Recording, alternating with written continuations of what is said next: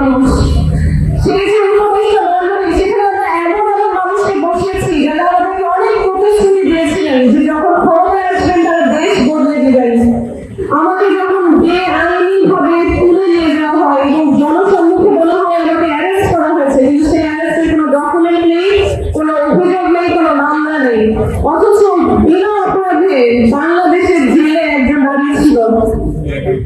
আমাদের আইন উপদেষ্টা বলেন ভুল হয়ে গেছে। কি হয়েছে? ভুল। অথচ যদি ভুলই হয়ে থাকে তাহলে যারা আমাকে তুলে নিয়ে গেছিল তাদের শাস্তি কেন দেওয়া হয়নি? যদি ভুলই হয়ে থাকে তাহলে যেই স্বরাষ্ট্র মন্ত্রণালয় থেকে স্পেশাল পাওয়ার একটা চিঠি দিয়েছিল, সেই চিঠি কে সাইন করেছিল তাকে কেন বিচার ব্যবস্থায় আনা হয়নি? সেখানে যে পুলিশ কর্মকর্তা, ডিবি কর্মকর্তা, যে কর্মকর্তা বেআইনি আদেশ পালন করেছে, যারা জনগণের হয়ে আওয়াজ করেনি, যারা বলেনি এটা আমাদের দায়িত্ব না, তাদের কেন বিচার করা হয়নি? আমি এপ্রিলের পর দেখছি আমার বাংলাদেশে একের পর এক অন্যায় অপরাধ হচ্ছে, আর সেগুলোকে আমাদের এই যে বিচার ব্যবস্থা তারা বলছে ভুল হয়ে গেছে। সরকার বলছে আপনারা আওয়াজ তুলেনি, আমরা সংস্কার করবো, আমরা পুলিশের পোশাকের রং সংস্কার করেছি। আমরা কি রঙের সংস্কার চেয়েছিলাম? আমরা চেয়েছিলাম বিচার ব্যবস্থা সংস্কার, এমন বিচার ব্যবস্থা যেখানে বিশেষ পার্সন না, একজন সাধারণ মানুষ যদি আদালতের কাছে যায় সে সঠিক বিচার পাবে। অথচ আমরা দেখছি ক্ষমতাসীনরা তলকাঠি নাড়ে, শুধু দেশের ভেতর থেকে না, দেশের বাইরে থেকেও তারা তলকাঠি নাড়ে। তাহলে কেমন সাধারণ মানুষ আমরা? আমরা বলি ভারতীয় আধিপত্যের কথা, কিন্তু আমাদের দেশের উপর কোন কোন দেশের আধিপত্য নেই?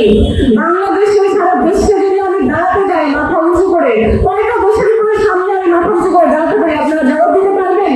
কেন আমাদের স্বাধীনতার 50 বছরের উপরে চলে গেছে, আমার দেশ বার্ধক্যের দিকে এগিয়ে যাচ্ছে, এখনো কেন জাতীয় হিসেবে, দেশ হিসেবে আমি সম্মানের সাথে মাথা উঁচু করে দাঁড়াতে পারি না? যখন দেশের বাইরে যান শুনলেন বিশেষ কিছু পার্সন, তারা বিশেষ পুরস্কার পেয়েছেন, তারা বিশেষ কোনো একটা জায়গায় নির্বাচিত হয়েছেন, সেই জন্য তার সম্মান। কিন্তু বাংলাদেশের নাগরিক হিসাবে মানুষ যখন শুনে যে এই পার্সনটা বাংলাদেশ থেকে এসেছে, তার জন্য কি কোনো ভারতীয় বা ইউরোপিয়ানের মতো আলাদা সম্মান থাকে? কেন থাকে না? কেন এই যে গণজাগরণ করলাম, তারপরে যারা সমাজের ভালো মানুষের মুখোশ করা ছিলেন তাদেরকে আমরা সুযোগ দিলাম, নির্বাচন না হোক, তারা তো আসলে জনসমর্থনে গঠিত সরকার, তারা কেন জনগণের জন্য আওয়াজ তুলতে পারলেন না? তার মানে কি আমার দেশ স্বাধীন না? তাহলে তারা দেশের সার্বভৌমত্ব প্রশ্নবদ্ধ। আজ যদি সেই সময় বিচার কার্য ঠিকভাবে করা হতো আমার জন্য, তাহলে আজকে যে জুলাই কন্যারা একই রকম মহিলা নাটকে জেলে যাচ্ছে সেগুলো হতো না। যদি ভিত্তিগুলোর জন্য বিচার ব্যবস্থা কাজ করতো তাহলে আজকে হাজির মৃত্যু হতো না। এই যে একের পর এক আমাদের সরকার ভুল করে তাদেরকে আমরা মাফ করে দিই, এই প্রথা আসলে বদলাতে হবে।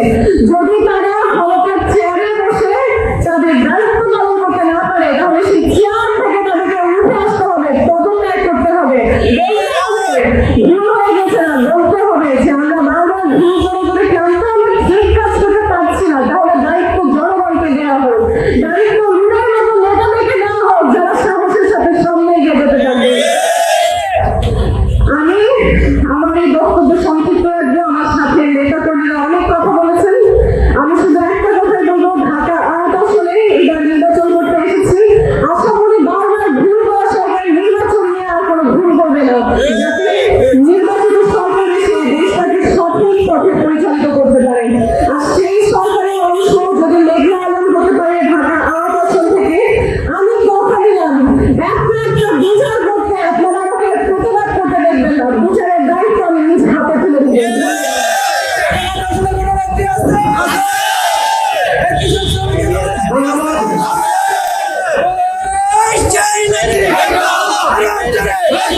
আমার প্রিয়